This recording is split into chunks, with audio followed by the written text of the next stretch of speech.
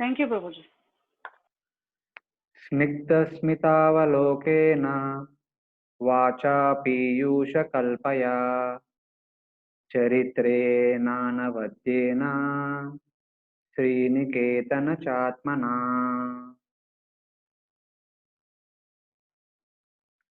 कोन्वीशते पादसरोजभाजाम् सुदुर्लभोर्तेषु चतुष्षपीह तथापि नाहं प्रवृणोमि भूमन् भवत्पदाम्बोजनिसेवनोऽस्तु का कर्माण्यनिहस्य भवो भवस्य ते दुर्गाश्रयोतारिभयात् पलायनम् कालात्मनो यत्प्रमदायुताश्रमा स्वात्मन् रते खिद्यति धीर्विदामिह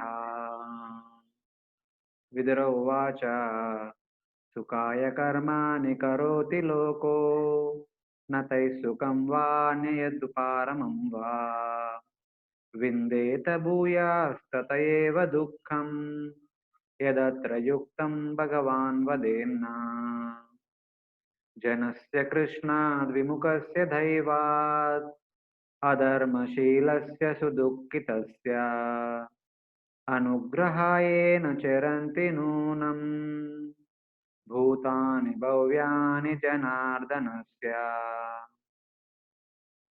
कस्तृप्नुयातीर्थपदोऽभिधानात् तत्रेषु वासुरिभिरीड्यमानात् यः कर्णनाडिं पुरुषस्य यातो भवत्प्रदां गेहरतिं चिनन्ति सश्रद्धदानस्य विवर्धमाना विरक्तिमन्यत्र करोति पुंसा हरे पदानुस्मृतिनिर्वृतस्य समस्तदुःखापयमासु धत्ते तदस्य कौशारवशरमधातु हरे कथामेव कथासु सारम् उद्धृत्य पुष्पेभ्य इवार्तबन्धो शिवाय न कीर्तय तीर्थकीर्ते मार्गन्ति यत्ते मुखपद्मनीडैश्चन्दासुपर्णैरुषयो विविक्ते यस्यागमर्षोदसरिद्वराय पदं पदं तीर्थपदप्रपन्ना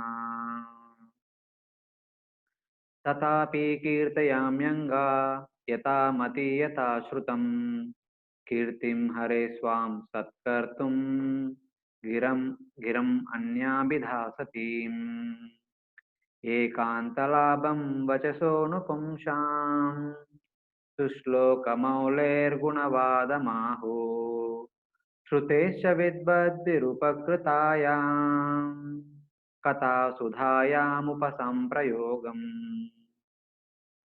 अशेषसङ्क्लेशशमं विदत्ते गुणानुवादाशरणं श्रवणं मुरारे किं वा पुनस्तच्चरणारविन्दा परागसेवारतिरात्मलब्धा यस्सेवया भगवता कूटस्थस्य मधुद्विषा रतिरासो भवेत् तीव्रा पादयोर्व्यसनार्दना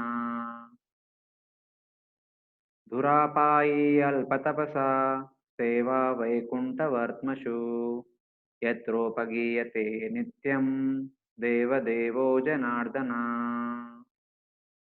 सर्वे वेदाश्च यज्ञाश्च तपोदानानि चानगा जीवाभयप्रदानस्य न कुर्वीरन् कलामपि सोऽहं नृणां क्षुल्लसुखाय दुःखं महत्कथानां विरमाय तस्य प्रवर्तये भागवतः पुराणम् यदाह साक्षात् भगवान् ऋषेभ्यः पुंसां स्वकामाय विविक्तमार्गैर् अभ्यर्चितां कामदुघाङ्घ्रिपद्मम् प्रदर्शयन्तं कृपयानकेन्दु मयूखभिन्नाङ्गुलिचारुपत्रम् हेतु त्वदीयचरणाम्बुजकोशगन्धम् जिघ्रन्ति कर्णविवरैः श्रुतिवातनीतम् भक्त्या गृहीतचरणा परया च तेषाम् नापैति नाथ हृदयाम्बुरुहा स्वपुंसाम् क्षुत्रुत्रिधातुभिरिममुहुरर्धमाना शीतोष्णवातवर्षैरितरेतराच्च कामाग्निनाच्युतरुषा ससुदुर्भरेण सम्पश्यतो मनवुरुक्रमसीदते मे त्वं भक्तियोगपरिभावितरुः सरोजा आस्ते श्रुतेक्षितपतो ननु नाथ पुंसाम् यद्यद्धीयत उरुगाय विभवयन्ति तत्तद्वपु प्रणयसे सदनुग्रहाय सोऽसावदभ्रकरुणो भगवान् विवृद्धा प्रेमस्मितेन नयनाम्बुरुहं विजृम्भन् उत्थाय विश्वविजयाय चेनो विषादम् माध्वा गिरापनयनात् पुरुषः पुराणात् ससर्जाग्रे अन्धतामिश्रम् अतत्तामिश्रमादिकृत् महामोहं च मोहं च तमश्चाज्ञानवृत्तया श्रुतस्य पुंसां सुचिरश्रमस्य नन्वञ्जसा सूरिभिरीडितोऽर्था तत्तद्गुणानुश्रवणं मुकुन्दा पादारविन्दं हृदयेषु येषां न तुष्टो भगवान् येषां न तुष्टो भगवान् यज्ञलिङ्गो जनार्दन तेषां श्रमो हि अपर्ताय यदात्मानादृता स्वयम् को नाम लोके पुरुषार्थसारवेत् पुरा कथानां भगवत्कथासुधाम् अपीयकर्णाञ्जलिभिर्भवापहम् अहो विरज्येत विना नरेतरम् अलं पटाशीलधरो गुणाकरो हृष्टा परद्भ्या दृष्टा परर्ध्या व्यतितो दुःखितेषु अभूतशत्रुर्ग जगतः शोकहर्ता निगा निदाघिकं तापमिवोऽधुराजा पारावतान्याभृतसारसचक्रवाका धात्यूहहंसशुभतेत्तिरिबर्हिणं या कोलाहलो विरमते चिरमात्रमुच्चेत् भृङ्गादिपे हरिकथाम् इव गायमाने मन्दारकुन्दकुरबोत्पलचम्पकार्णा पुन्नागनागबकुलाम्बुजपारिजाता गन्धेर्चितये तुलसिकाभरणेन तस्या यस्मिन् तपासु मनसो बहुमानयन्ति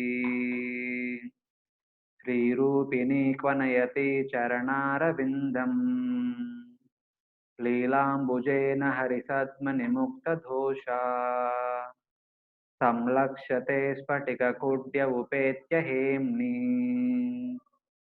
सम्राज्य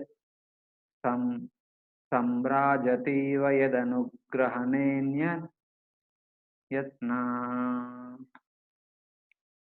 तस्यारविन्दनयनस्य पदारविन्दा किञ्जल्कमिश्रतुलसी मकरन्दवायु अन्तर्गता स्वविवरेण चकार तेषाम् संक्षोभमक्षरजुषाम् अपि चित्ततन्वो यस्सेवया चरणपद्मपवित्ररेणुम् सद्याक्षताखिलमलं प्रतिलब्धशीलम् न श्रीर्विरक्तमपि मां विजहाति यस्या प्रेक्षालवार्थ इतरे नियमान् वहन्ति Hare Krishna, Krishna Krishna, Hare Hare, Hare Rama, Rama Rama, Hare Hare.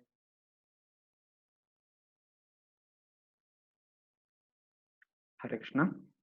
So that was about the shlokas. Okay. Last week we were discussing from Hare Krishna. All of you are able to hear me? Yes, Prabhuji. Yes, Prabhuji. Yes, Prabhuji. Yes. So last week we were discussing from third canto, chapter 1. So at the end of the second chapter, at the second canto, that means basically at the beginning of the 10th chapter, in the second verse, Sukadeva Goswami mentioned that Dashamasya Vishuddhartam Navana Megalakshanam Varnayanti Mahatmana Srutena Artena Anjasa.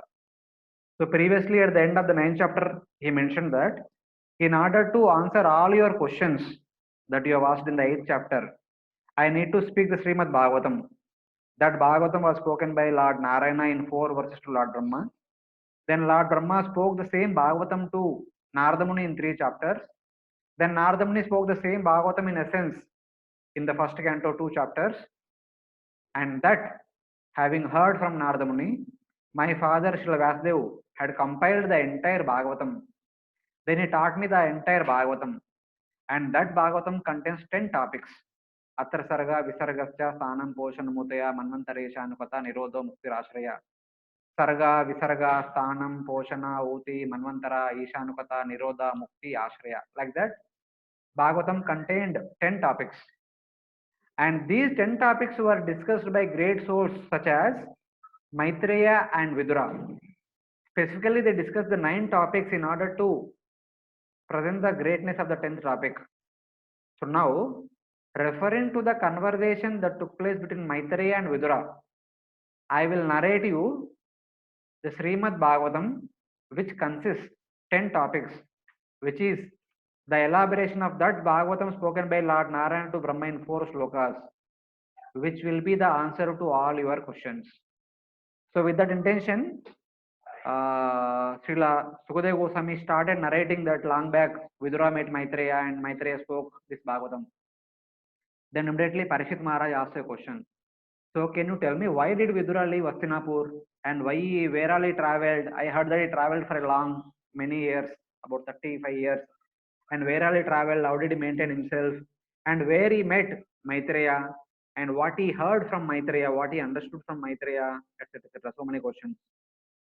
So in order to talk about why he left Hastinapur, where all he traveled, and where he met Maitreya and what all he heard from Maitreya, Sukadeva Goswami starts narrating the events that happened after Lord Krishna visited Hastinapur as the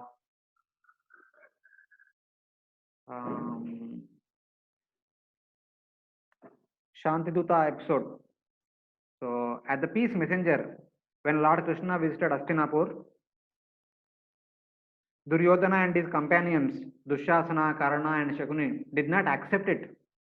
Instead, they wanted to arrest Lord Krishna. So, but they were not successful. So Krishna left from that place, giving a hint that now war is inevitable, etc. Then in the same night, when Krishna left from the assembly of Kurus, assembly of Hastinapur, in the evening, late evening, Dhritarashtra called Vidura and asked for what should be done. How can we undo whatever happened in the morning in the assembly hall? Then Vidura, in a conclusion, says that all the while you troubled Pandavas a lot. You cheated them, you tried to insult their wife by disturbing her, and even you wanted to arrest Krishna and did not listen to him. The only solution is give back the entire kingdom to Yudhishthir and abandon your eldest son Duryodhana. If you abandon Duryodhana, you can live peacefully under the care of Yudhishthir and your 99 other sons can remain alive. Then hearing these words, Duryodhana, Shakuni, Dushasana and Karna, and specifically Duryodhana, it seemed like a snake. He started criticizing Vidura, saying that all the way you are maintained by us, but you are always working for the favor of our enemies. So, but for this, for whatever you are told now, you should be punished with capital punishment. You should be hanged till death. But whatever it is, all these years you have served us, so as a reward, recognizing your service to us, we will leave you with life alone. Leaving all your facilities, opulences which are given by us, you go out of Hastinapur with your birth. So then, Swayam Dhanurdhar Nidaya Manam says that Vidura left his bow and arrows and the gate of Hastinapur, the palace of Dhritarashtra, and left from that place. He saw the hand of the Supreme Personality God here. That Lord is acting upon him in an invisible way in order to bestow him that he should be stay away from these sinful people. And for Duryodhana, Lord is acting as Kala. Duryodhana is inviting his death very quickly. So seeing that very soon they are going to die, there is no point in me staying here in Hastinapur anymore. He gave up his duties and went on pilgrimage. And also in a subtle aspect, Vidura is none other than Yamaraj. Being cursed by Mandavi Muni, appeared as the son of Shudrani, and his 100 years tenure as a result of the curse is completed now. Now he is free to do whatever he wants and free to go wherever he wants. So before going back to Yamalok, he wanted to have a pilgrimage all over. He was traveling all over places. But in the purport, so somebody may ask that Vidura could have gone to Krishna directly. Why he did not go? So one thing is that in the mind there could be a doubt, in the mind of Duryodhana there could be a doubt that Vidura might fight against him from the side of Pandavas. Just like in the past, Vibhishana left Ravana and fought from the side of Rama against Ravana. So Vidura says that, no, I don't want to take part in any fight. I am leaving my bow and arrows here. So he went ahead. And he thought that all these years I was associating with these sinful people. So I want to purify myself before going to Lord Krishna. So he went on to all the variety of holy places, purifying himself by taking bath in all the holy waters and going on is barefoot to different holy kshetras and associating saintly people there, hearing about the Lord, taking darshan of the deities and many other things. But he does not want to be recognized by anyone. That's how he managed himself, increasing his hair, growing his hair, and wearing disheveled clothes, etc., etc. And he lived on begging. He lived on by begging. So like that, he completed his 35 years. Eventually, he came to Prabhas just after the departure of Lord Krishna, wherein he heard about the departure of all the Yadus and that of Lord Krishna. He could not accept it. What all happened? Then, so he don't know what to do. So traveling to the nearby places in the bank of Saraswati, visiting some of the holy places, traveling to many of the kingdoms, eventually came to Vrindavan, to the bank of Yamuna. So before going back to Yamalok, where he's supposed to go, he wanted to take darshan of the pastime place of Lord Krishna in Vrindavan. So when he came there, fortunately he met Uddhava. And Uddhava also having met Lord Krishna before he departed from this world, he is in intense lamentation. He was actually in trauma kind of thing. So Vidura came and embraced him and began to inquire about the welfare of Lord Krishna, Lord Balram, Vasudev, Pradyumna, Aniruddha, Krura, and Satyaki, and many other Yadus, and also about Yudhishthir Maharaj, Kunti, Arjuna, Bhima, Nakul, Sahadev. He asked about the welfare of all of his relatives. And having asked about all the welfare of all the people, and he says that what can I think of Dhritarashtra? Throughout his life, he was offending the Vaishnavas. He was making cruel plans toward the Pandavas to eliminate them from the very root. So he must have been suffering heavily. So he does not ask anything about Dhritarashtra, about his welfare. He must be suffering, like that only says. So otherwise, he asked the welfare about all the Pandavas and Yadus in Dwaraka and Hastinapur. So then, so we briefly summarized about the remaining part of the chapter, but last 4 verses, so our Vidura actually expresses the glorious nature of Lord Krishna's pastimes whenever he descends into this material world. So we'll this was kind of the overview of the previous portion, and we will read through these 4 verses and then we'll go ahead. So Hare Krishna, is this clear? The connection between second canto to third canto and from chapter 1 to the subsequent chapters.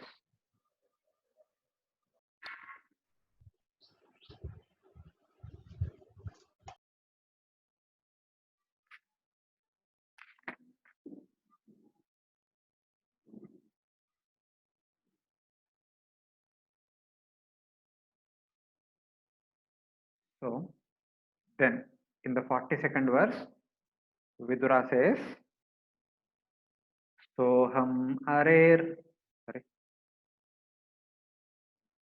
Soham Arer Martya Vidambanena Drusho Nrunam Chalayato Vidhatu Nanyopalaksha Padavim Prasadat Cherami Pashan Gata Vismayotra.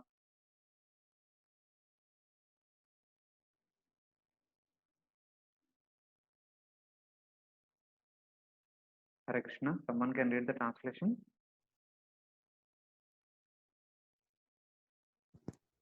I am not astonished at this, having traveled over the world without being seen by others. The activities of the personality of Godhead, which are like those of a man in this mortal world, are bewildering to others. But I know of his greatness by his grace, and thus I am happy in all respects. Hare Krishna, Prabhuji. Yes, Prabhu. Can I make a suggestion? Yes, Prabhu. Would it be better if everybody repeats the translation one by one instead of waiting for someone to say it? Okay. Then how do you know who will do after whom? Serial wise, alphabetically. Alphabetically, yeah. Okay, no problem. I don't have any issue.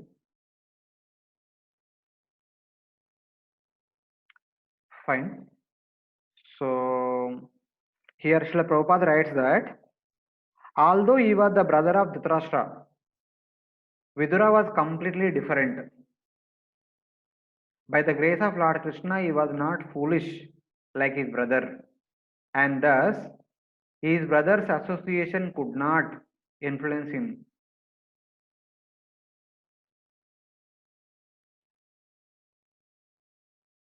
So basically, he was telling that his brother Dhritarashtra and his sons 100 Kauravas, they are fastly trying to proclaim their lordship over this material world.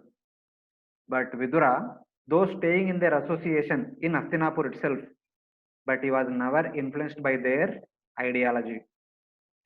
So Vidura wanted to achieve sincere devotional service of the Lord and therefore became a soul absolutely surrendered to the absolute personality of Godhead.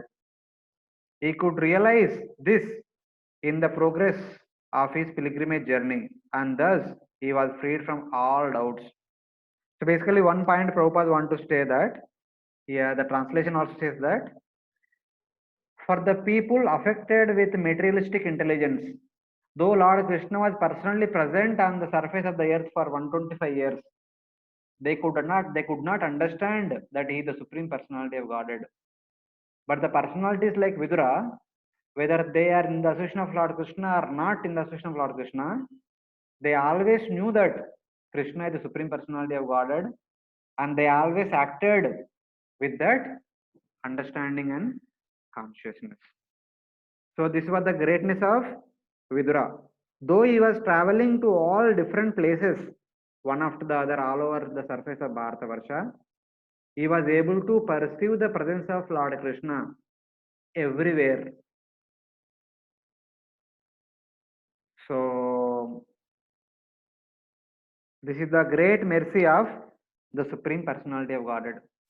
Srila Vishnu Chakravarti Thakur makes one point that so Vidura must have felt very sad when Duryodhana criticized him and Duryodhana threw him out of Hastinapur.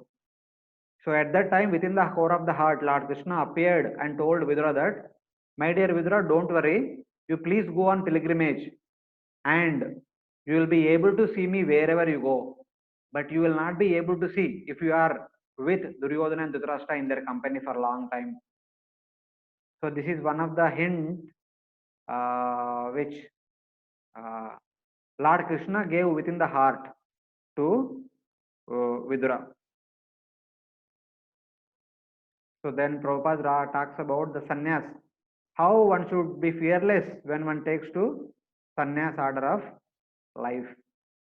Vidura was not at all sorry to be bereft of his health, his hearth and home, because he now had experienced that dependence on the mercy of the Lord is a greater freedom than so-called freedom at home. A person should not be in the renounced order in life unless he is firmly convinced of being protected by the Lord. This stage of life is explained in Bhagavad Gita as Abhayam Sattva Samsuddhi. Every living entity is factually completely dependent on the mercy of the Lord. But unless one is in the pure state of existence, he cannot be established in that position.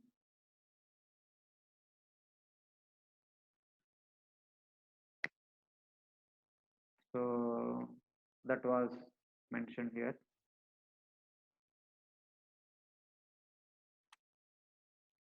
So this is about Prabhupada writes about the importance of fearlessness, having complete dependence on the Supreme Personality of Godhead when one takes to sannyas order of life. So that is what is indicated in this verse.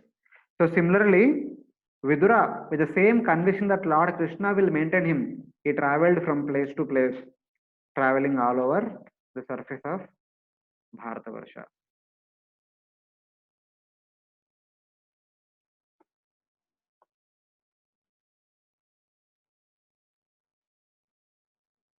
So then Vidura told that Krishna is so merciful upon me that I was able to pursue him everywhere.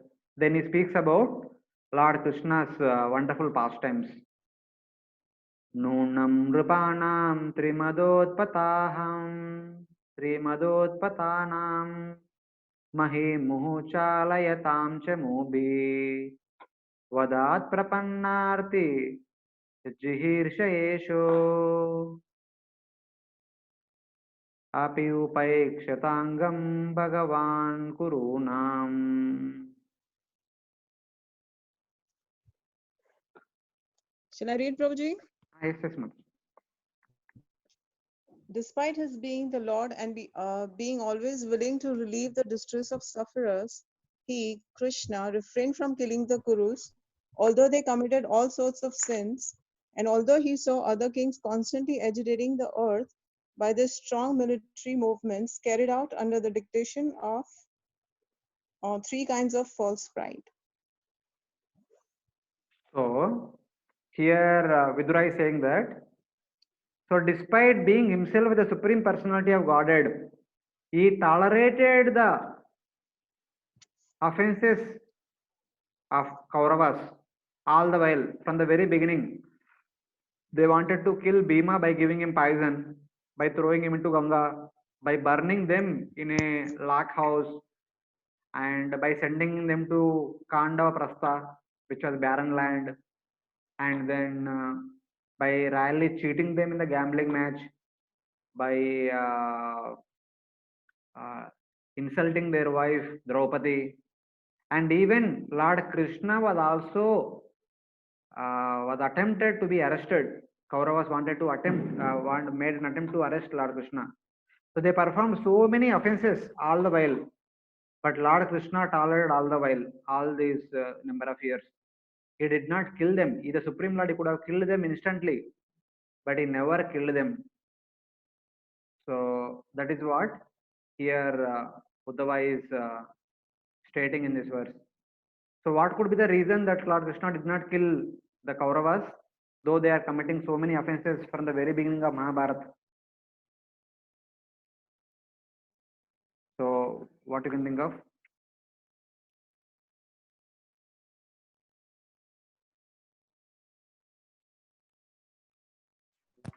Hare Krishna. It's true. We have heard that he wanted to assemble all the kings and armies at one place only. Okay. Any other reason? Also, he wanted to glorify Arjuna and Pandavas. Okay. Any other reason?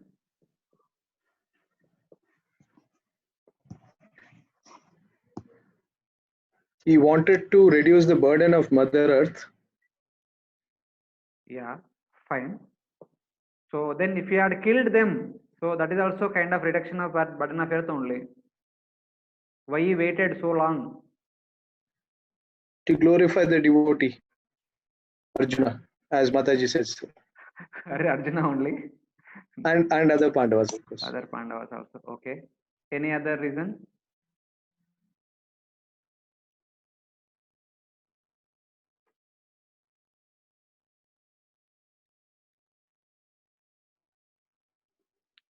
No other reason? Of course, it is said that as and when they committed an offense against a devotee, that person is actually dead. Though afterwards one is living, he is actually as good as a dead corpse, moving around with hands and legs. So Lord Krishna mentioned in the Bhagavad Gita, chapter 11, in that universal form has been described to Arjuna, presented, displayed to Arjuna. When Arjuna asks, "Who are you? What is your mission?" Then Lord Krishna says, "Kalosmi lokakshaya pravruddho."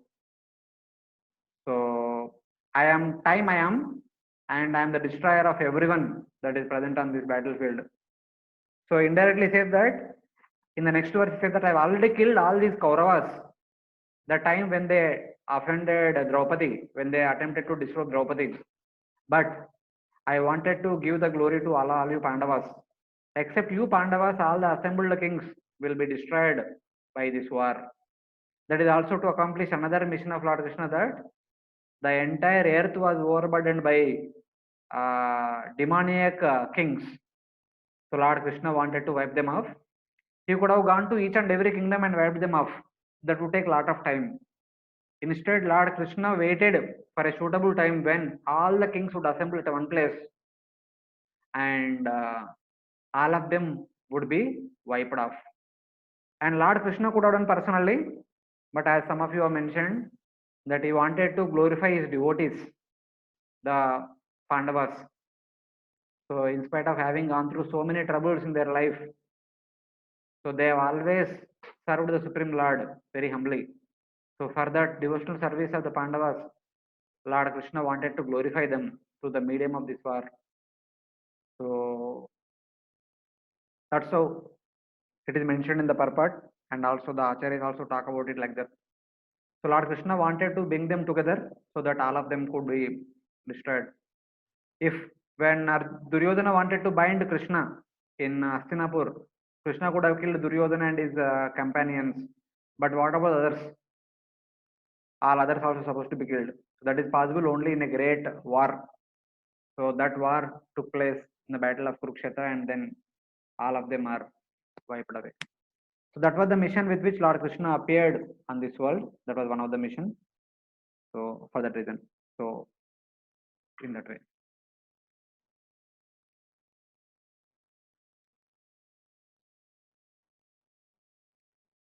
The Lord always want to see his devotees as the hero of some episode which he himself performs. He wanted to see his devotee and friend Arjuna as the hero of the battle of Kurukshetra. And thus he waited for all the miscreants of the whole world to assemble at one place. That and nothing else is the explanation of his waiting. So this is the main reason for his waiting. That's what Prabhupada writes. Then Vidura further continues the pastimes, about the significance of the pastimes of Lord Krishna whenever he appears in this world. Ajasya janmotpatanashanaya karmanyakarturgrahanaya pumsham nanvanyatakorhati deva yogam paro gunanamuta karma tantram. The appearance of God is manifested for annihilation of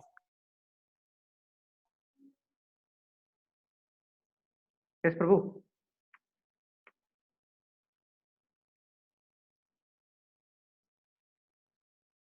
We are not able to hear you. Sir, is manifest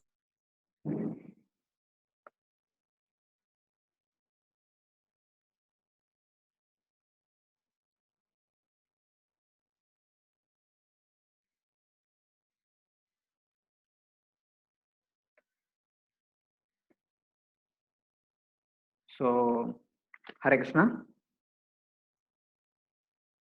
So here in this verse,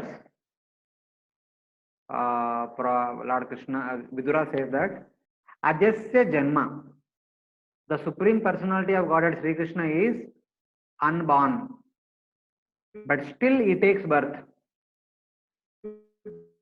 These are transcendental and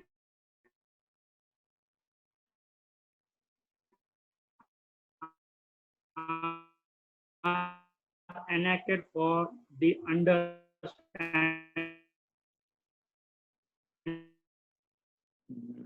I think Durgadas Prabhu, okay, leave it.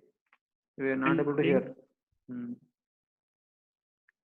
The appearance of the Lord is manifested for the annihilation of the upstarts. His activities are transcendental and are enacted for the understanding of all persons. Otherwise, since the Lord is transcendental to all material modes, what purpose could he serve by coming to earth?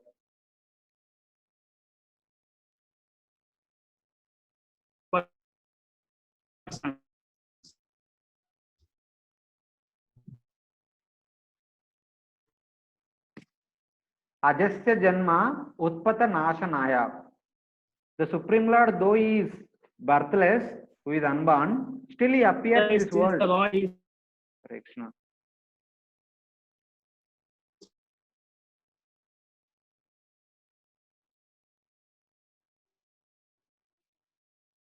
Durgadas Prabhu, okay, leave it.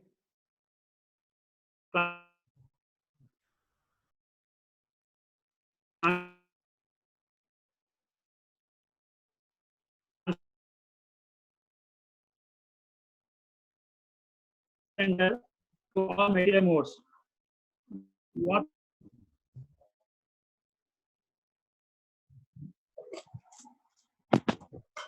the appearance of the Lord is still for the annihilation of the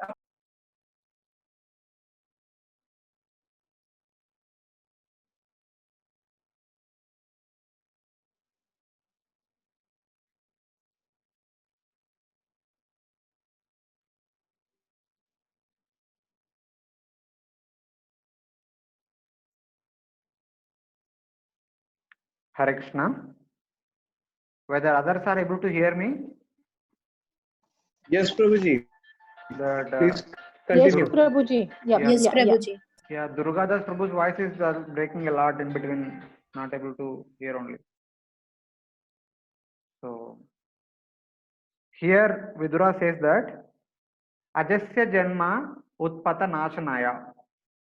So, the Lord who is without any birth, without any material birth, takes birth through the womb of Devaki only for the purpose of killing the miscreants. Utpata, those who are trying to create Utpat in this world, Nashanaya, for their destruction, Lord takes birth in this world. And Karmani Akartur Grahanaya Pumsham. And he performs many other sweet pastimes, such as lifting Govardhan hill, playing on his flute, dancing on the hoods of Kalia, and many other things, marrying 16,108 queens. All these wonderful and awe-inspiring pastimes he performs to attract the devotees. Grahanaya Pumsham, to attract the people in general of this world, those who are very pious and innocent. In order to attract them, Lord performs various pastimes. Nanu anyato ko arhati deha yogam. Otherwise, what else could be the reason for him to take birth and perform various activities? For us, the common human beings, the reason for us to take birth and perform activities is our past karma. But for Lord, it is deha yogam. It is by his own yogamaya, under the will of his own yogamaya, he takes birth and performs various activities. Paro gunanam utakarma tantram. But for others, our birth and activities are all because of karma tantra. because of karma, influence of karma only.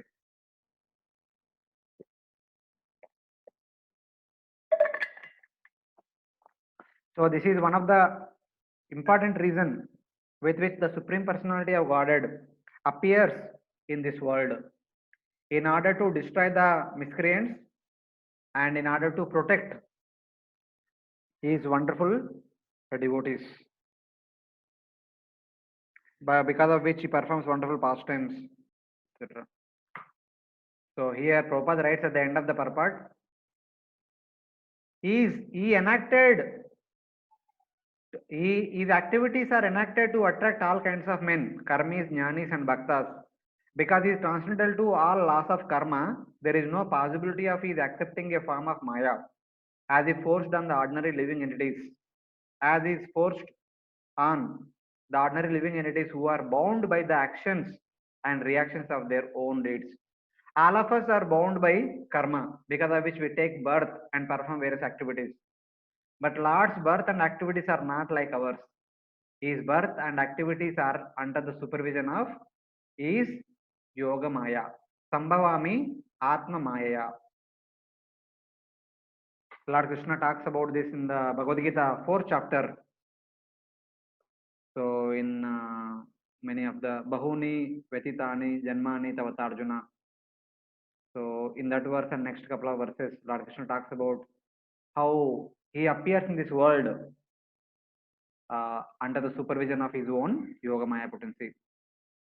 And then the secondary purpose of his appearance is to annihilate the abstract asuras and to stop the nonsense of atheistic propaganda by the intelligent persons. There could be many philosophies coming in this material world, but in order to stop all the philosophies, in order to destroy all the materialistic asuric people, Lord appears in this material world. These are the two reasons with which the Supreme Lord appears in this material world. Even Sukadeva Goswami also tells the same thing in 10th canto, 35th chapter, after 33rd chapter, after Lord Krishna's description of Lord Krishna's Rasalila pastimes, Rasa Panchadhyay, Parishit Maharaj asked a question: how is it that Lord Krishna performed these activities with dancing with other men's wife? So people of this world may think that Krishna is spreading immorality. Then as an answer to all these things, Sukadeva Goswami tells in one verse, Anugrahaya Bhaktanam Manusham Deham Ashrita. In order to show his mercy to the devotees, Lord appeared in the human form and performed many of the human-like pastimes. Bhajeta Tadrishi Krida Yashrutva Tatparo Bhavet. Hearing these pastimes and worshipping the Supreme Lord who is performing all these wonderful pastimes, Yashrutva Tatparo Bhavet. One will go back home back to Godhead. If that is the outcome of hearing and worshipping the Supreme Personality, hearing the pastimes and worshipping the Supreme Lord, then with that intention only Lord Krishna performs all the variety of pastimes for us, for our going back home back to Godhead. That was the reason with which Lord Krishna appears and performs various pastimes. Tasya prapanna kila lokapanam avasthitanam manushasane sve artaya jatasya yadushvajasya vartam sake kirtaya tirtha kirte.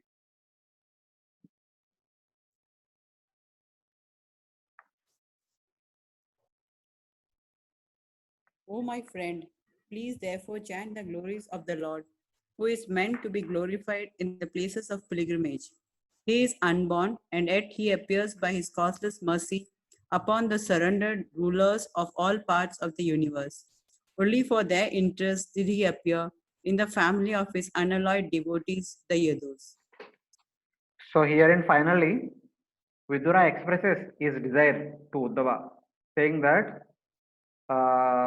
Lord Krishna appeared in Yadu dynasty as one of the Kshatriyas in order to bestow his causeless mercy upon his wonderful devotees, who also appeared at various places in the royal order. the Yadus, the Pandavas, and many other rulers all over the Bharata Varsha. They are all wonderful devotees of Supreme Lord. So in order to interact with all those devotees who have appeared as various kings, Lord Krishna also appeared as a Kshatriya in the Yadu family. So, and many more other rulers who are also eagerly want to serve the Supreme Lord in order to bestow mercy upon them. He appeared in Yadu family, and as a king, he traveled all over the surface of Bharatavarsha, showing his compassion upon all of them. So now, this was the purpose with which he appeared in this world. Now my desire is to hear the pastimes of Lord Krishna, who is considered as the best place of pilgrimage. Vartam Sake Kirtaya Tirtha Kirte. Oh my dear friend, Saka, Kirtaya, Vartam. So I want to hear the news of Lord Krishna. Kirtaya Tirtha Kirte. Please describe the holy place personified, Lord Krishna. So wherever there are holy places are available on the surface of the earth, wherever we go, we hear about the Supreme Personality of Godhead everywhere. So Prabhupada writes one interesting point here. The purpose of pilgrimage is to remember the Lord constantly, and therefore the Lord is known as Tirtha Kirti. The purpose of going to a place of pilgrimage is to get the chance of glorifying the Lord.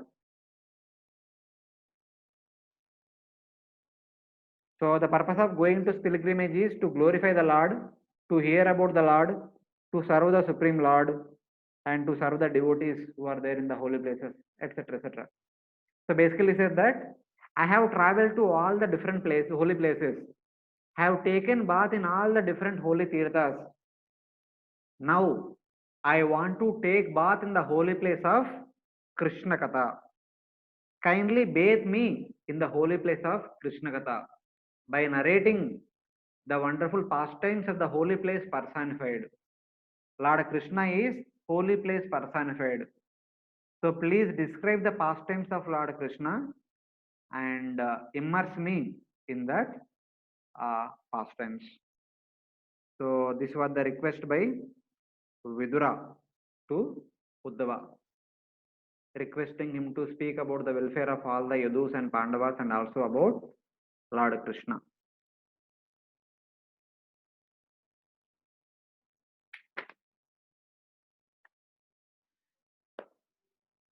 So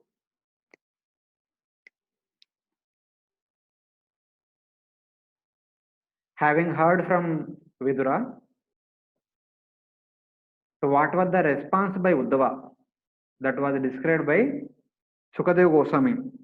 In the first 6 verses, what was the condition of Uddhava? How Uddhava responded to the questions asked by Vidura is described in the first 6 verses.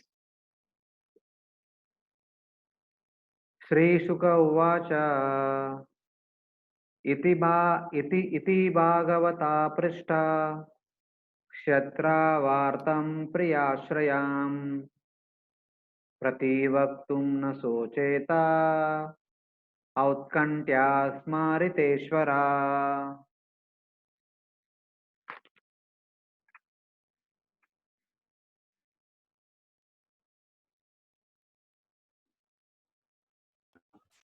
Sri Shukadev Goswami said, when the great devotee Uddhava was asked by Vidura to speak on the messages of the dearest Lord Krishna, Uddhava was unable to answer immediately due to the excessive anxiety at the remembrance of the Lord. So when suddenly Vidura came and he began asking so many questions about so many people and about Lord Krishna also. So on the other side, Uddhava himself was in great shock that Lord Krishna left him behind in this world and Lord Krishna departed from this world. So Uddhava was still in shock, and suddenly Vidura came and began to ask so many things. So hearing all these loud questions asked by Vidura, the Uddhava was actually in fainting condition. Suddenly remembered all the pastimes of Lord Krishna. Smariteshwara. Based on the questions asked by Vidura, Uddhava remembered all the variety of pastimes that Lord Krishna performed in this world from the beginning of his appearance till now. So he went into another trance. Till now he was lamenting out of separation from Lord Krishna. Now hearing the questions about Lord Krishna, he remembered about Lord Krishna's pastimes and he went into trance. And Sukadeva Goswami talks about this entering into trance, the reason for him entering into trance in the next two verses. How could just hearing about Lord Krishna, Uddhava went into trance? That is mentioned in the next two verses. Hare Krishna, Prabhuji. Prabhuji. What is the relation of Uddhava to Lord Krishna? So what is the relation between Uddhava to Lord Krishna is, Vasudeva had some 8 brothers. So one brother had 3 sons. One of them is Uddhava. So Uddhava is 2 to 3 years elder to Lord Krishna. Uddhava is cousin brother of Lord Krishna. So Vasudeva and Uddhava's father, they are close brothers. They are brothers. That is the relation between Krishna and Uddhava. Thank you.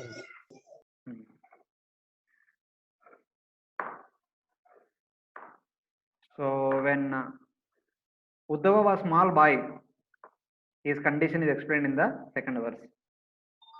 Yap panchahaya no matra pratar ashaya yachita tannai cha rasayan rachayan yasya saparyam bala leelaya.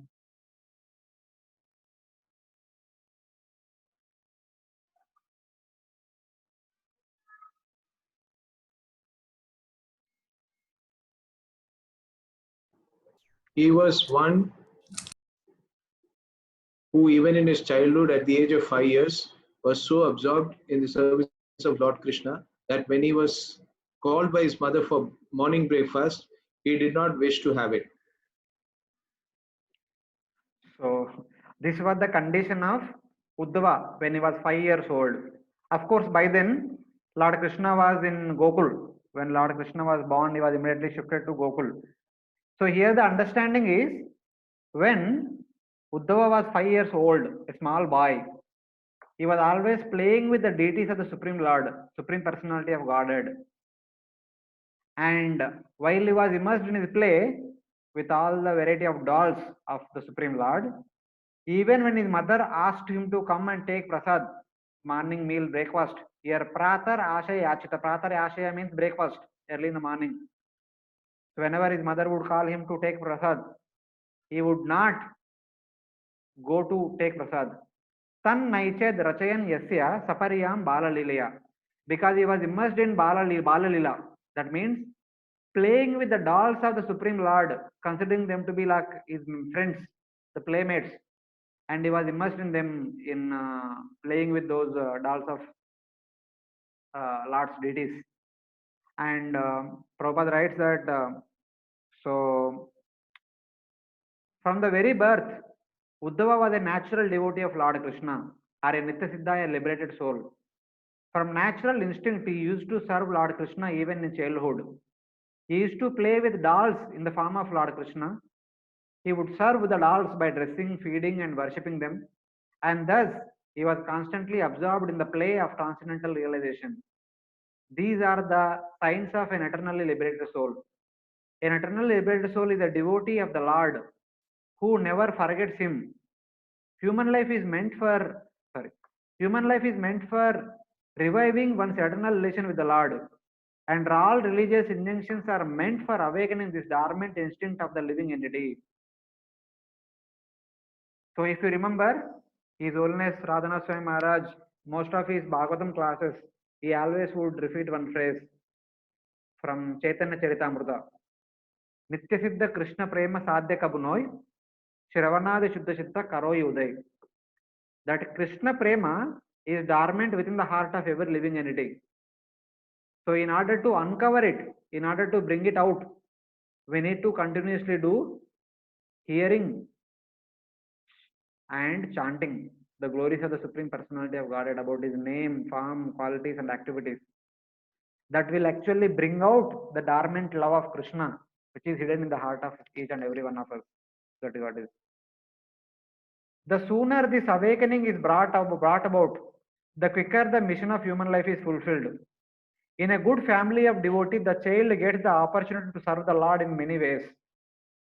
So Prabhupada writes the same thing in the second canto, third chapter, when the discussion was about Sukadeva Goswami and Parikshit Maharaj. So when a person takes birth in the family of devotees, from the very birth they have good opportunity that they can serve the Supreme Lord, they can engage in the service of the Supreme Lord, devotional activities. When the parents are worshipping the deities, the children want to imitate, they have their imitation deities, and they also worship the deities in an imitating way of the parents. So that is how Prabhupada writes here also in the second canto also. A soul who is already advanced in devotional service had the opportunity to take birth in such an enlightened family. This is confirmed in the Bhagavad Gita. Suchinam Srimatam Geye Yoga Brashtobi Jayate. Even the fallen devotee get the opportunity to take birth in the family of a well-situated Brahmana or in a rich or well-to-do mercantile family. In both these families, there is a good opportunity to revive one's sense of good consciousness automatically, because particularly in these families, the worship of Lord Krishna is regularly performed, and the child gets opportunity to imitate the process of worship called Archana. Here you see, particularly in these families, the worship of Lord Krishna is regularly performed, and the child gets the opportunity to imitate the process of worship called Archana. So they will imitate the parents. So then Prabhupada writes about the Parikshit Maharaj. Maharaj Parikshit also used to play with the Krishna dolls in his childhood. In India, the children in good families are still given dolls of the Lord, like Rama and Krishna, or sometimes Devatas, so that they may develop the aptitude of service to the Lord. By the grace of the Lord, we were given the same opportunity by our parents, and the beginning of our life was based on this principle. So here Prabhupada talks about himself also. In his childhood, his father Gauramonde gave him Radha Govindji deities. Prabhupada used to visit the Radha Govind temple every weekend. His parents would take them there. And seeing the worship of the deities in the main temple, Abhay also asked for the deities, and his father Gauramonde gave the deities. And Prabhupada, Abhay and his sister Bhavatarani would always worship these deities, Radha Govindji. And eventually, seeing Rathayatra of the temple, Prabhupada also wanted to have Rathayatra for himself, and his father Gauramonde also arranged a for Rath for him, and also a Rathayatra festival they would celebrate every year. And Prabhupada would tell to his disciples many times, since I performed all these things in my childhood, now I am doing them very naturally. I have natural affection for all these activities of deity worship and performing Rathayatra, because I have done all these things in my childhood. So whatever children performs in their childhood, they have long-lasting impressions. So this is the responsibility of parents, that they should be given, the children should be given all the favorable circumstances by which they can engage in devotional activities. So that is indicated here in this verse about Uddhava.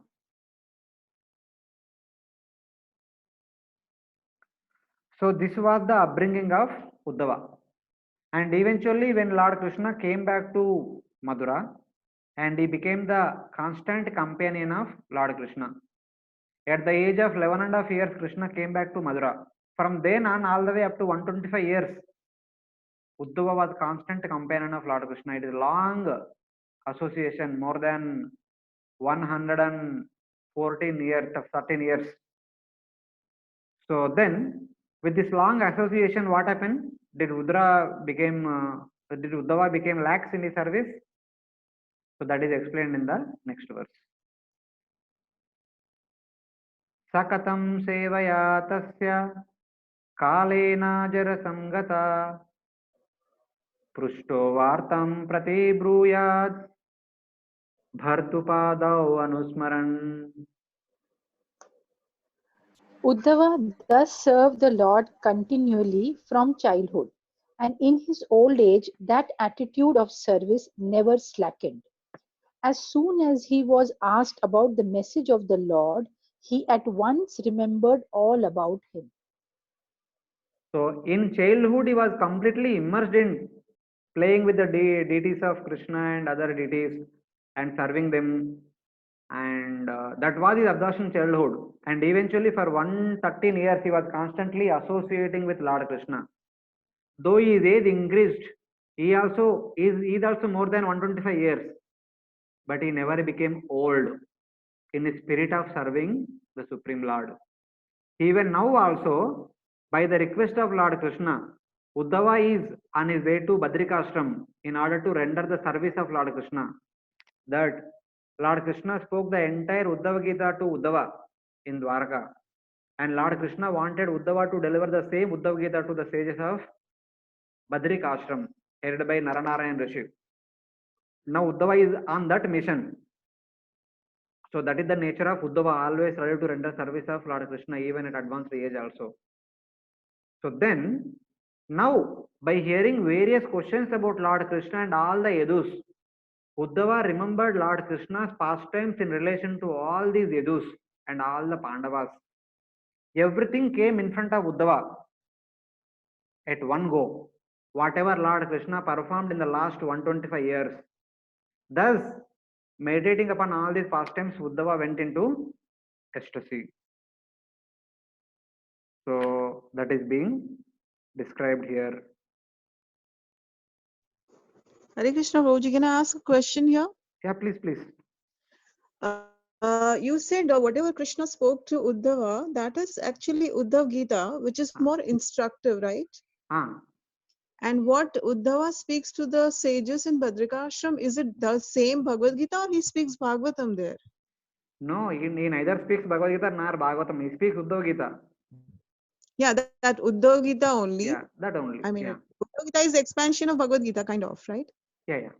We can Yeah. take like that. Yeah.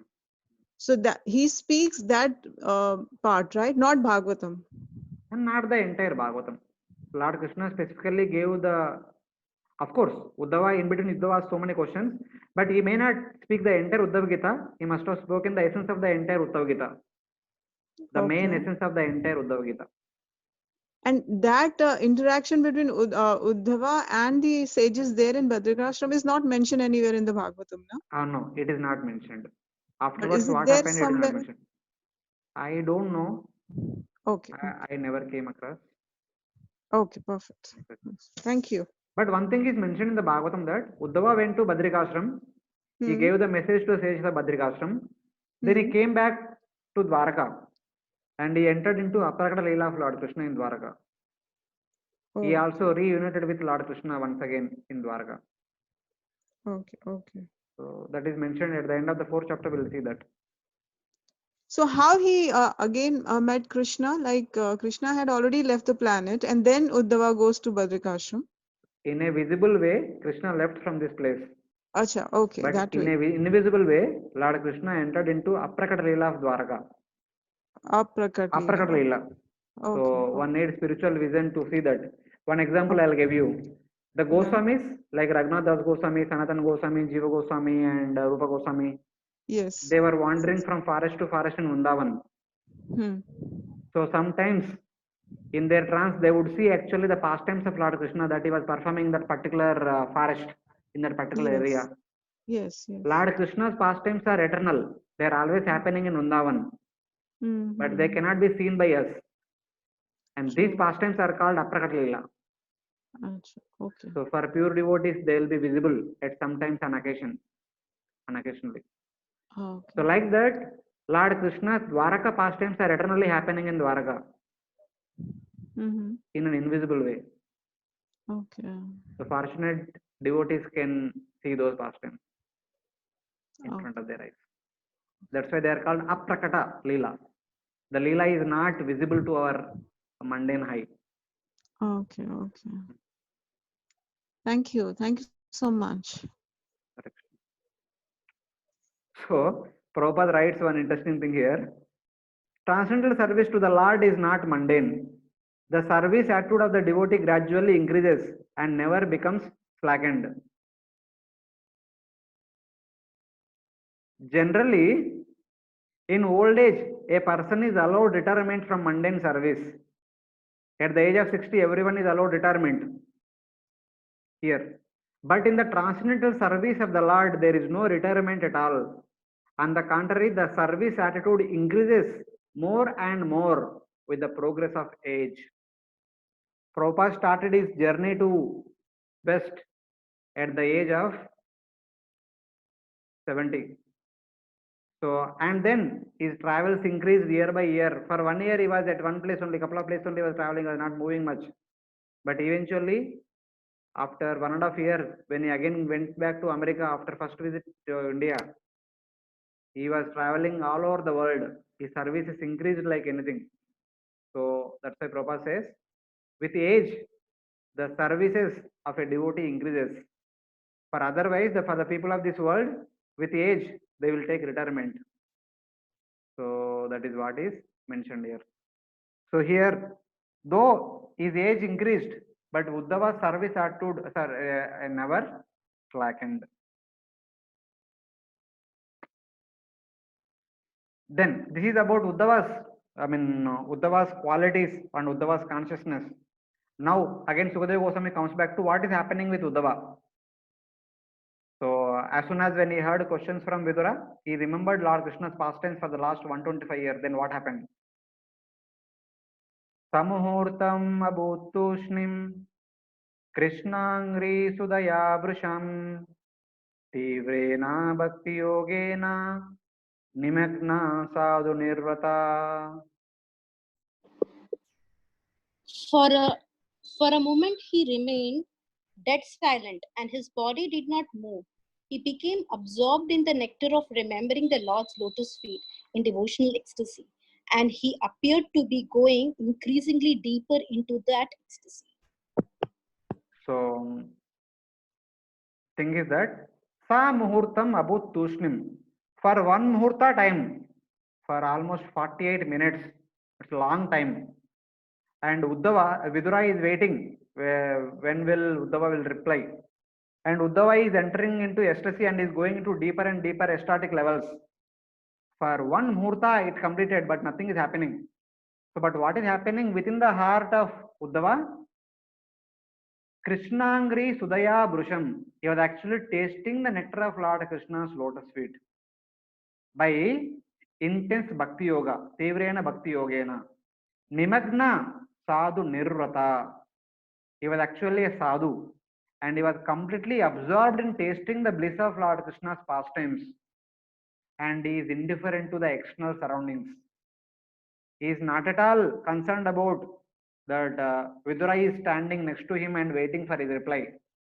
Just by hearing about Lord Krishna and about all the Yadus, he entered into trance, and for one Muhurta he was experiencing the bliss of Lord Krishna's pastimes in relation to all the Yadus. So then what is happening with Vidura, that which is mentioned in the next verse by Sukadeva Goswami, Prabhupada mentions in this purport only. So feelings of ecstasy are displayed by highly advanced devotee of the Lord. There are 8 kinds of transcendental changes in the body: tears, shivering of the body, perspiration, restless throbbing, choking of the throat, etc. And all were manifested by Uddhava in the presence of Vidura. So this is mentioned in the next verse, but Prabhupada writes that in the beginning only. So all the ecstatic symptoms of bhava and prema are manifested in the personality of Uddhava. Internally he is in trance, but externally he was displaying all the symptoms of bhava and prema. And Vidura he knew what's happening with Uddhava, and Vidura understood that he is experiencing the symptoms of bhava and prema. So that is mentioned in the next verse. Pulakodbinna sarvango munchan miladrisha susha purnarto lakshitastena Sneha prashara sampluta.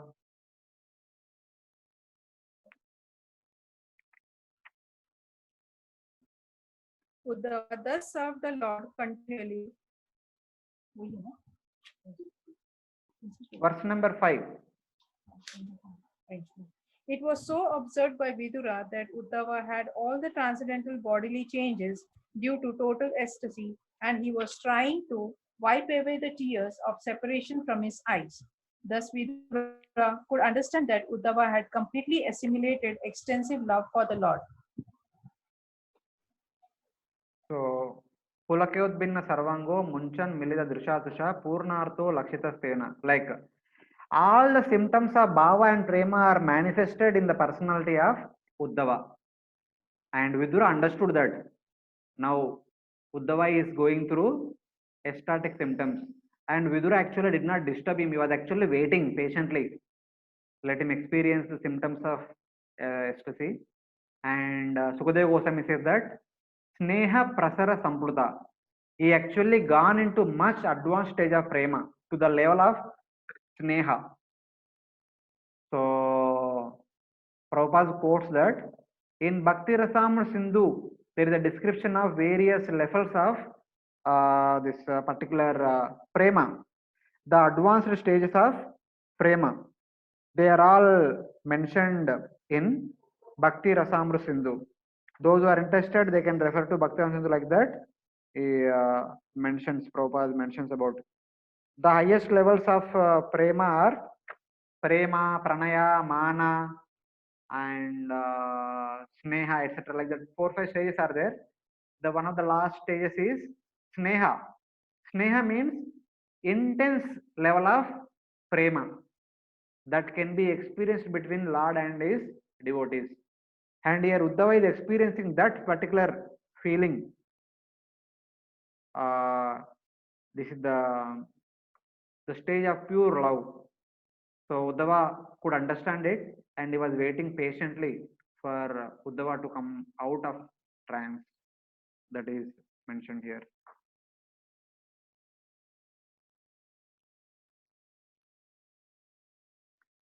So Prabhupada gives the practical suggestion for all of us. How one can come to this stage of the prema. By regular hearing of glories and pastimes of the Lord, the impurities in the student's heart begin to be washed off. The more one is cleansed of impurities, the more one becomes fixed in devotional service. Gradually, activities take the form of steadiness, firm faith, taste, realization, and assimilation of one after the other. These different stages of the gradual increase of love of God to the highest stage, and in the highest stage, there are still more symptoms such as affection, anger, attachment, gradually rising to the exceptional case to the Mahabhava stage, which is generally not possible for the living entities. All these were manifested by Lord Sri Chaitanya Mahaprabhu, the personification of love of God. So that is the state to which Uddhava entered into. And Vidura is patiently observing all these wonderful symptoms in Uddhava. Then, in due course of time, Uddhava came out of his trance and began to speak to Uddhava. So, how he came out of his trance is explained in the verse number 6, and what he spoke to Uddhava is explained in the verse number. What he spoke to Vidura is explained from the verse number 7 onwards. Shanakair Bhagavallokan Drulokam Punaragata Vimrujya Netre Viduram Prityo Prityahodava Usmayan. Should I read, Prabhuji? Please. The great devotee Uddhava soon came back from the abode of the Lord to the human plane, and wiping his eyes, he awakened his reminiscence. What is that? How do you pronounce this? Reminiscence. Reminiscence of the past, and spoke to Vidura in a pleasing mood. Yeah. So Shanakair Bhagaval Lokan. Shanai Vitalna. Gradually, step by step, after completely spending for one complete muhurta in the trance, and slowly, step by step, he came out of the abode of the Supreme Personality of Godhead. He came out of Dwaraka, where Lord Krishna performing various pastimes with the Dwaraka Vasis. Nrulokam Punaragata. He came back to the external consciousness, wherein Vidura was standing next to him. Vimbrujya Netre Viduram Pritya Aha Uddhava Usmayan. So Vimbrujya Netre, his eyes are filled with the tears of love, and he is rubbing those tears of love with his hands. And then Pritya, being pleased at the sight of Vidura, he was happy to see Vidura there, and he began to speak to Vidura. Being amazed at the wondrous full skill of the Supreme Personality of Godhead, who performs wonderful pastimes. Because all the while he was remembering Lord Krishna's pastimes, starting from the time of his birth till his departure.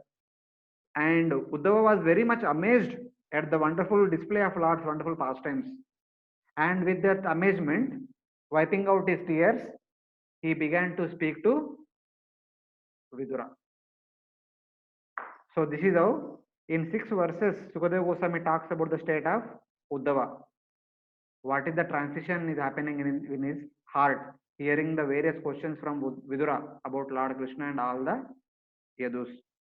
So this is the nature of pure devotee. If a small hint is given about the Supreme Lord, they immediately remember about Lord's wonderful pastimes. There was one thing mentioned that there is one Akinchan Krishnadas Babaji Maharaj. So he was living in Mayapur. When train would go during through Krishnanagar, when the huge smoke would come out of the train, so seeing that black colored smoke,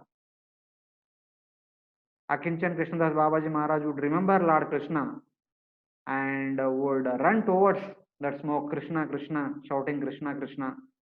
That is like that. When devotees see something which resembles about Krishna, which is connected to Lord Krishna, something like that, they remember all the variety of pastimes of Lord Krishna.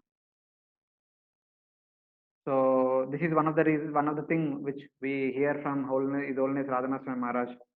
Maharaj personally requested that a Kadamba tree and Tamal tree should be planted in our Vrindavan forest here in Chowpatty temple.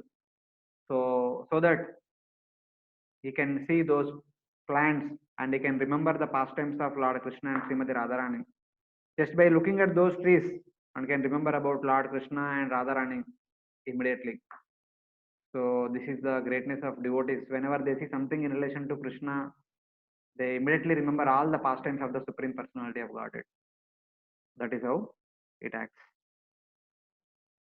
So then, now Uddhava is going to reply. So instead of moving around, going here and there, Uddhava directly answers in a philosophical way in order to pacify the lamenting Vidura, who was not willing to accept the reality, who was not willing to accept the truth that Lord Krishna departed from this world. So in the very first verse, he tells the truth that Lord Krishna departed from this world in a philosophical way. Uddhava uvacha Krishna Dvimani Nimloche Girneshu Ajagare Naha Kim Nuna Kushalam Bruyam Gatasrishu Gurheshaham. Sri Uddhava said, "My dear Vidura, the son of the world, Lord Krishna has said, and our house has now been swallowed by the great snake of time. What can I say to you about our welfare?" So since Vidura asked about the welfare of Krishna and Balram, Vasudev, Devaki, Yadus, all the other Yadus and also other Pandavas, so straight away he says that for all the Yadus and Pandavas, Krishna is their life. Krishna is their life force. And Krishna is like the sun, under whose presence only all of them are happy. All of them are shining forth. All of them are active. So when the son of Krishna set the entire Edu dynasty and the Pandava dynasty, the entire Edu family and Pandava's family was actually devoured by the python of darkness. Krishna is like sun. When the sun is set, the entire land is occupied by darkness. Our entire land is swallowed by darkness. Entire area becomes dark. So in darkness, there is no light. We can't see each other. There is nothing. Everyone is in miserable situation. Similarly, the son of Krishna has set, taking away with him our life, our happiness. Now, all of us are immersed in intense lamentation. What kind of welfare news can I speak about the Yadus and the Pandavas? There is nothing well about Yadus and Pandavas. Since their life, Lord Sri Krishna departed from this world. Now, the entire Dwaraka and Hastinapur are devoured by the python of darkness. Kimnu na kushalam buruya. Na means us.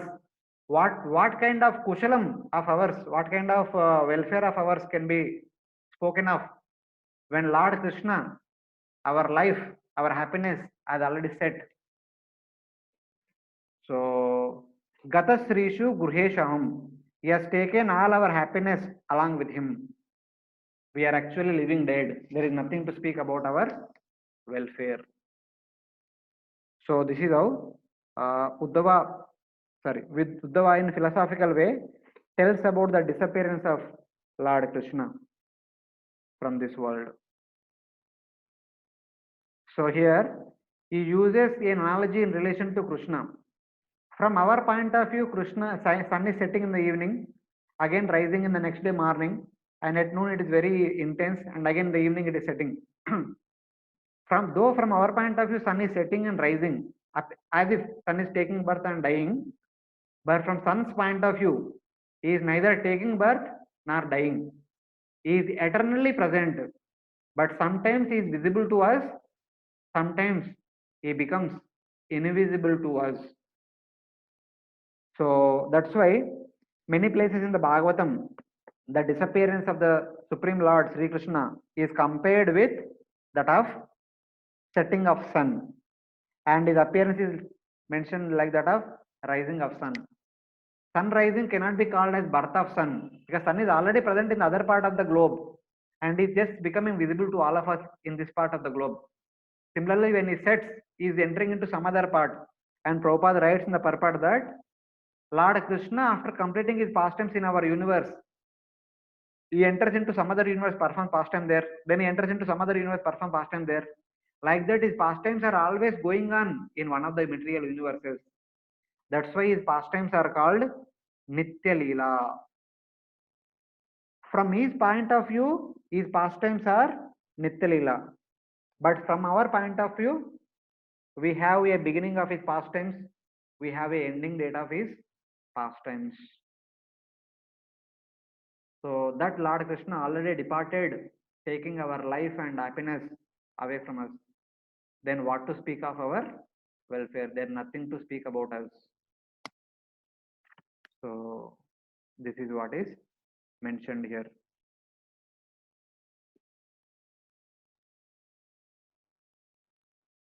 In a philosophical way, he answers this. Uddhava answers it in a philosophical way. So there is a nice analogy was quoted by Srila Prabhupada in the purport. It is very simple analogy. He says that at the sunset, at that sunset, the snakes become powerful, thieves are encouraged, ghosts become active,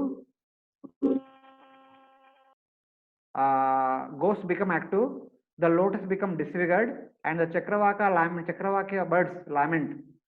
So, with the disappearance of Krishna, the atheists feel enlivened and the devotees become sorry. In our daily observation, when there is sunset, when the sun sets, so we can observe all these things. The darkness appears, the lotus flowers which are blooming throughout the day under the presence of sun, they becomes wither, and the Chakravaka birds lament because throughout the day they were chirping. When the sun is there around, they were actually moving from one place to other place, collecting grains, and they were chirping. When the sun sets, they come back to their nest and they become sleepy. But when the night appears,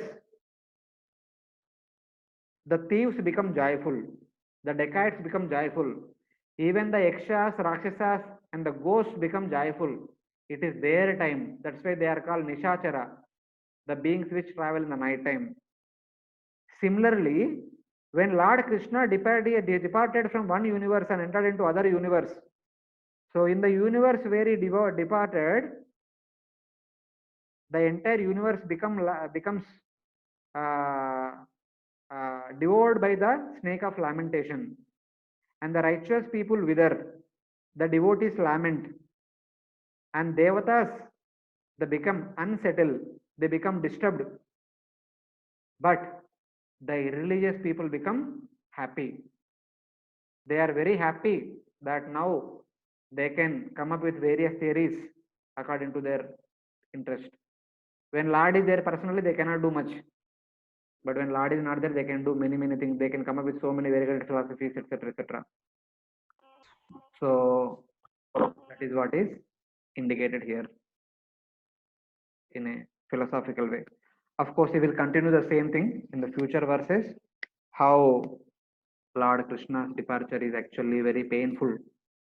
Of course, for the devotees, the departure of Lord Krishna is very painful, and similarly, the departure of other devotees is also painful. And from last 2 weeks, all over ISKCON, everyone is constantly talking about, hearing about His Holiness Bhakti Charu Swami Maharaj, having gone through 2 weeks of treatment, intense treatment. Yesterday afternoon, he left his body, according to our time, yesterday afternoon. And since yesterday, all the devotees all over ISKCON, they are all praying for His Holiness Bhakti Charu Swami Maharaj. And the same thing here, both Vidura and Uddhava are expressing their lamentation at the departure of Lord Krishna and all the Yadus. And in the future verses, Uddhava actually expresses more details in relation to the departure of Lord Krishna and all the Yadus. So now he continues that Durbago batalokoyam Yadavo nitaramapi ye samvasanto navidur harim meena ivodupam. This universe with all its planets is most unfortunate, and even more unfortunate are the members of the Yadu dynasty because they could not identify Lord Hari as a personality of Godhead, any more than the fish could identify the moon. So, by the disappearance of Lord Krishna, the entire universe becomes unfortunate. Durbaga. Bhaga means good fortune or opulence. Durbaga means bereft of opulence or bereft of good fortune. The entire universe becomes unfortunate. More so, the Yadu dynasty becomes the unfortunate. Yadavo Nitaram Api. The entire Yadu dynasty became highly unfortunate with the departure of Lord Krishna, because all these years, for the last more than 100 years, 110 years, the Yadus were the constant associates of Lord Krishna, but they never understood the greatness of Lord Krishna.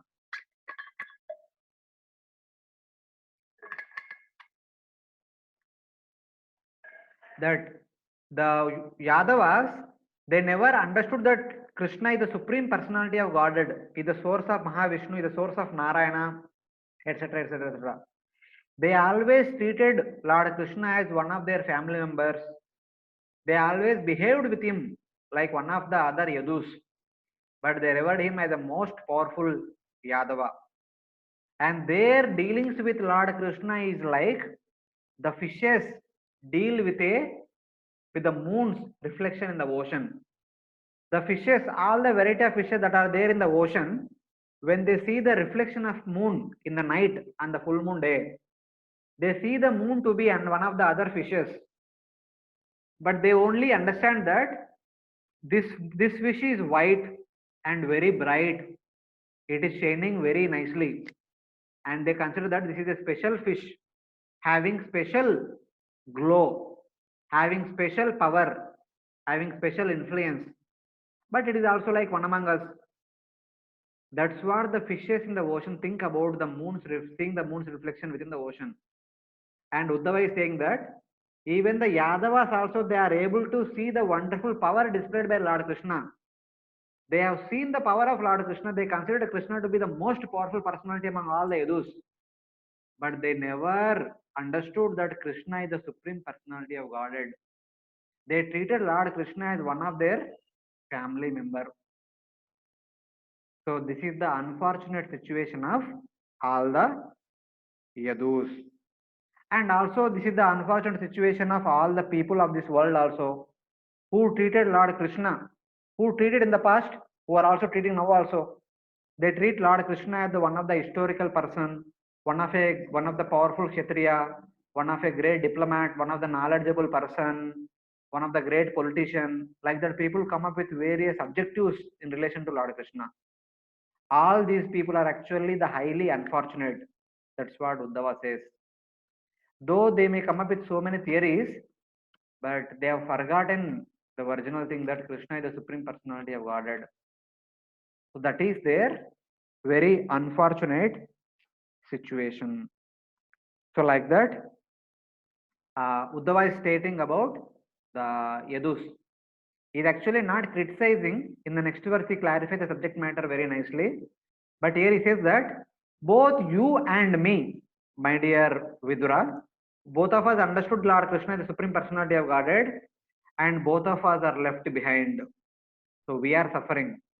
But the Yadavas are taken by Lord Krishna along with him.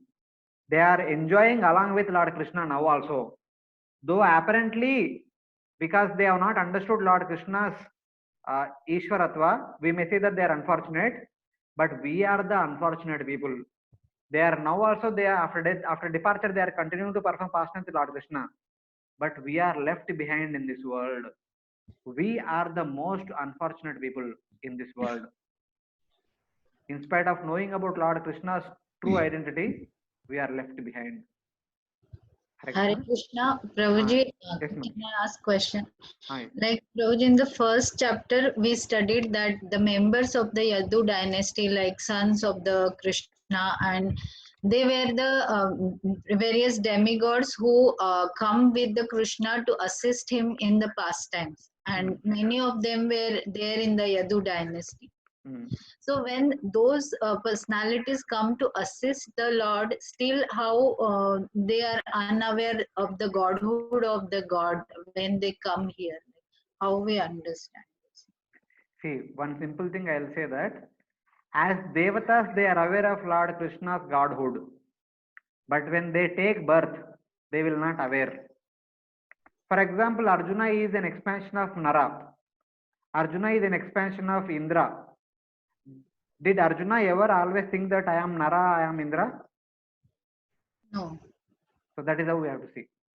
When they appear in this world in a different way, so now that they behave like a person, normal person. They don't remember their past identity.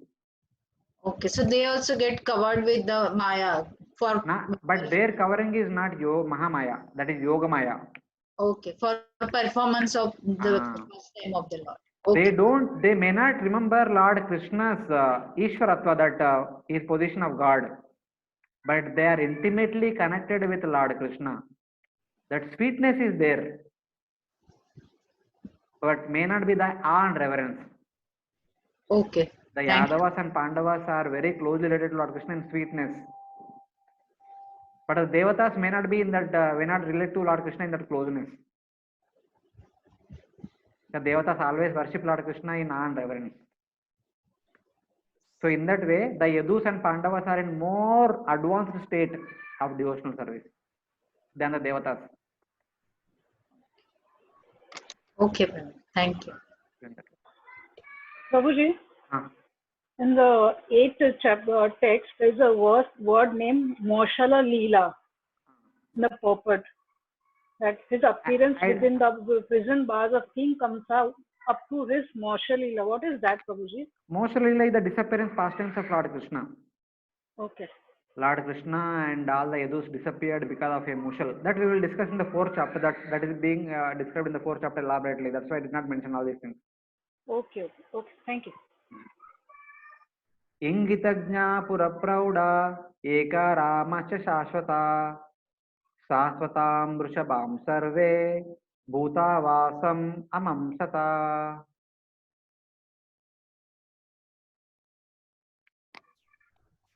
The Yadus were all experienced devotees, learned and expert in psychic study.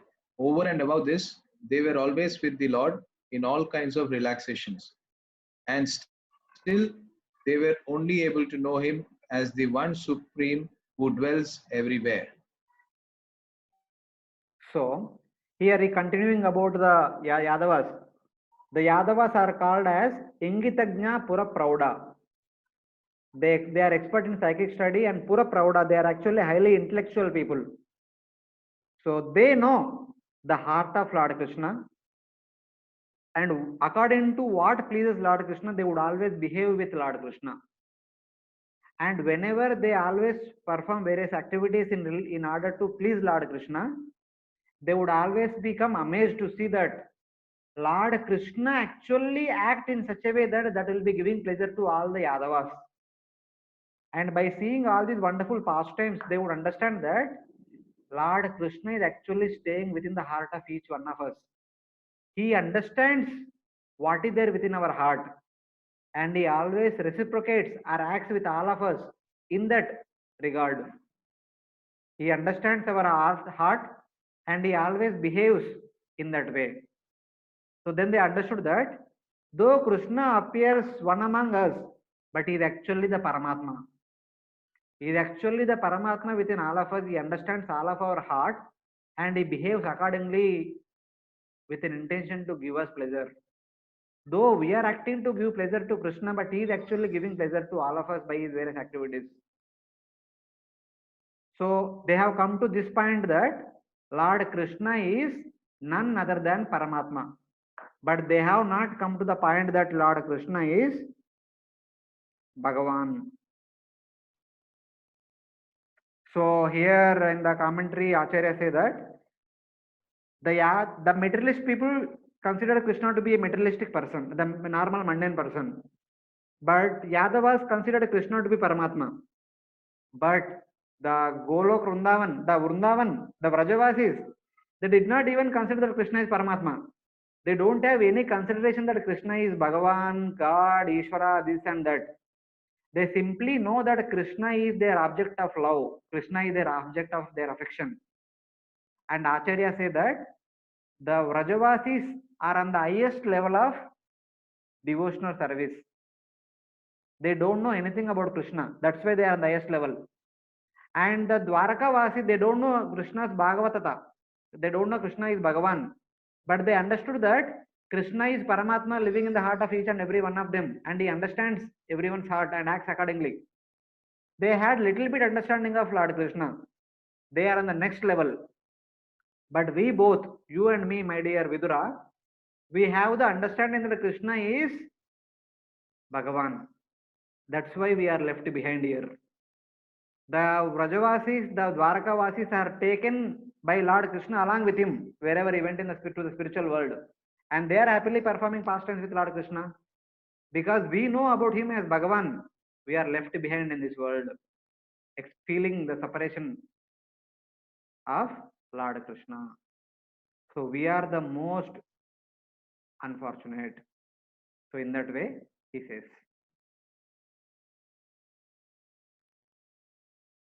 Then he continues the same theme. He continues the same theme till verse number 11. Devasa maya sprushta echanyad athadashrita bhramyate dir natadvakir atmani uttatmano haro.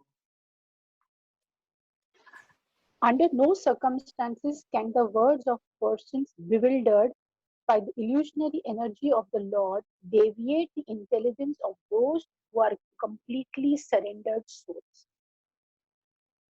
So here Uddhava is saying that Okay, I may say that both of us are unfortunate. Both of us are unfortunate because we are not able to, we are not in the presence of Lord Krishna. But by our remembering Lord Krishna's pastimes, we can experience the auspicious presence of Lord Krishna. But the people of this world who are bewildered by the Maya potency of Lord Krishna, they come up with so many false philosophies. They come up with so many false logic, false understanding, and they may state their false understanding. But the devotees who are completely immersed in Krishna consciousness, they are never bewildered by such false theories and false logic of these non-devotee philosophers. Devasya Maya Sprushta. Those people who are touched by Deva Maya, that is Maya, Mahamaya, Ye Chanyad Asad Ashrita, who has taken shelter of Asad, false conclusions of the reality. Brahmyate Dir, their intelligence is keep wandering from one philosophy to other philosophy, here to there, here to there. How it will wander from one place to other place? So they say that, these people say that Krishna gave up his body and he accepted a spiritual form, then went to Vaikunta. And Krishna, along with Yadus, were destroyed in a fratricidal war because they created violence to Dhritarashtra and Jarasandha by killing Jarasandha in an improper way and causing the fight among Pandavas and Kauravas. And like that, all these variety of philosophies come up by these Brahmyate Dir.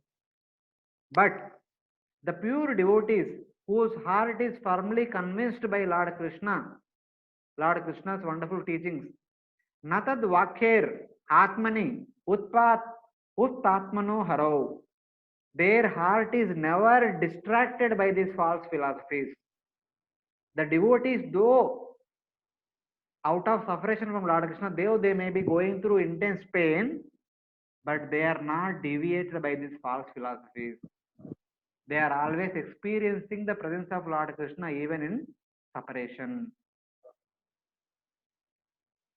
So that is stated in this verse.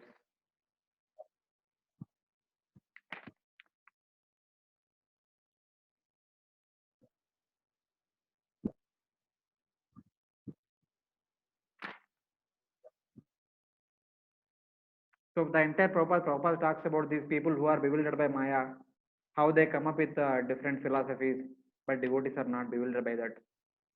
And this is the last verse for today's discussion, 11th verse. Pradarshaya tapasam avitripta drisham runam adayantar adadyastu sabimbam lokalochanam. Lord Shri Krishna, who manifested his eternal form before the vision of all on the earth, performed his disappearance by removing his form from the sight of those who were unable to see him as he is, due to not executing required penance. So here finally he talks about the philosophical aspect of Lord Krishna's departure. So Lord Krishna has no material birth and he has no material death. He is like the sun. He becomes visible from our point of view in the morning and he becomes invisible in the evening. But from his own point of view, he is always there in the sky, seen by somebody else.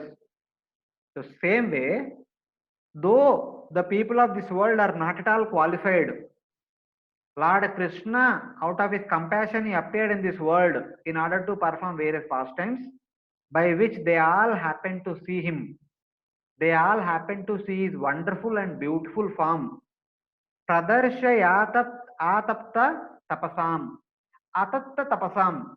Even though people who have not performed enough tapasya by which they could become qualified to see the form of the beautiful form of Supreme Lord, still Lord Krishna showed his form. And all the wonderful devotees, having seen the form of the Supreme Lord again and again, they are not yet satisfied completely. They want to have the darshan of Lord Krishna again and again, again and again. but still at right time he made himself invisible to the vision of all these people of this world. Adya adayantar adadyastu swabimbam lokalochanam. He made himself invisible to all these people because he did not become visible to all of them out of their qualification. Out of his causeless mercy appeared, having shown himself to all the people who are not yet qualified for some time. Then he withdrew his form from the vision of the people of this world. So this is the philosophical understanding of Lord Krishna's appearance and disappearance from the vision of the people of this world. So like this, in these 5 verses, I think 7 to 11, 6 plus 5, 11, philosophically, he explains about the departure of Lord Krishna, how to understand the departure of Lord Krishna. Then from verse number 12 onwards, he begins to explain the wonderful pastimes of Lord Krishna, display of his wonderful qualities and activities of Lord Krishna in the next 3 chapters. So thank you very much. We'll stop here and we'll continue from verse number 12 onwards next week. Thank you, Prabhu. Hare Krishna. Hare Krishna, Prabhuji. From the last time's portion, can I ask one question? Yeah, please. Prabhuji, in the first chapter, 26th verse, purport, it mentions that they are all plenary expansions. The immediate expansion of Lord Krishna is Baladeva, and Brahma born from the lotus flower from Garbhodakshai Vishnu is an expansion of Baladeva. So I was a bit confused, like Brahma born is an expansion of Baladeva. How? So I think you need to cross check with the notes of chapter, Canto 1, chapter 3. So Prabhuji must have explained about all the various avataras in the first canto, chapter 3. So all the different variety of avataras are explained in that chapter. So there is one chart which is describing about all the variety of avataras. Yes. So when it says that Lord Krishna expands himself as Balram or Baldev, and Balram expands as first quadruple expansion, Vasudeva, Sankarshana, Aniruddha, Pradyumna, who are there in Madura. And from that Sankarshana Sankarshana expands himself into Mahanarayana, the Lord of Vaikuntha. That Mahanarayana then expands into unlimited Vishnu forms. And then that Mahanarayana expands into second quadruple expansion. The second quadruple expansion, Vasudeva, Sankarshana, Pradyumna, they stay in the 4 corners of Vaikuntha. All the variety of Vaikuntha planets in 4 corners, they are there.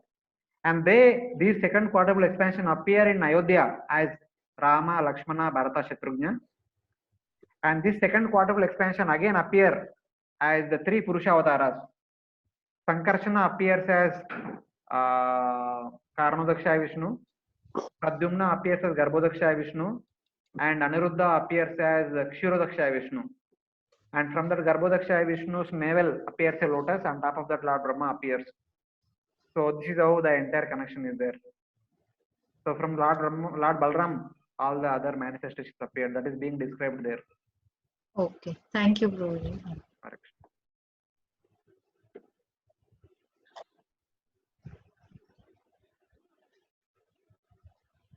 So Hare Krishna, thank you very much. Yeah. Thank you, Prabhuji. Thank you. Hare Krishna, thank you very much, Prabhuji. Thank you very much, Prabhuji. Next week we will have class at a usual time only, not on Sunday, Saturday evening at 6 p.m. Okay. Hare Okay. Krishna. Thank you. Grantara Srimad Bhagavatam ki jai. Prabhupada ki jai. Ananta Koti Vaishnava Bhakta ki jai. Hare Krishna. Yes, Mataji. Prabhuji, can you share that just now what you spoke about the expansion, the chart can be given once? Okay, I will mail.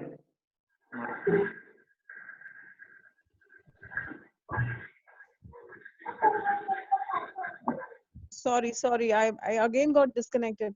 Okay, that was one thing. And Prabhuji, Hari bol. Yes. Can you hear me? Yes. Please tell me. Hare Krishna, please go ahead. Sometimes like